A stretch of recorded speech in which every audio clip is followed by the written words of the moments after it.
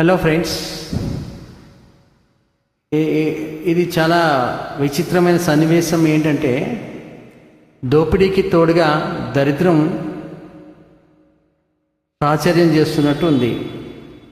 వాస్తవంగా ఏంటంటే ఈ భారతదేశంలో మొత్తం సనాతన ధర్మం అని చెప్పి తిరిగిన లేడీ ఎగోరి చాలా కష్టపడి రూపాలు మార్చి అవతారాలు మార్చి ఎన్నో విధంగా ఆడ మగ ఆడ ఏ తేడాలు లేకుండా నగ్నంగా ఎన్నో వింతలు చేసి విడ్డూరాలు చేసి సమాజంలో కొద్దిగా అంత డబ్బులు సమకూర్చింది అనుకునే వరకు ఆమెకు తోడుగా ఇక బయలుదేరినటువంటి XYZ అనే ఆమె దరిద్రంలోంచి ఈ యొక్క దోపిడీ సొమ్ము కాజేద్దామని వచ్చిందేమో. కానీ ఈమె తోడయ్యే వరకు ఇక ఏదో సామెతను చూసారా, సన్యాసి రాసుకుంటే బూడిద రానట్టు ఇప్పుడు ఉన్న పరిస్థితి మీ అందరికీ తెలుసుందే, జరుగుతున్న పరిస్థితి మీకు తెలుసుందే.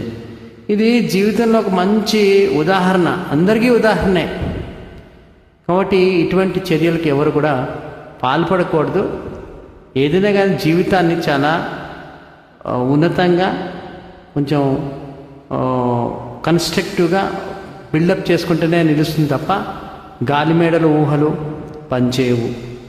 ఇది నిజం, ఇది అందరూ తెలుసుకోవాలి. Thank you.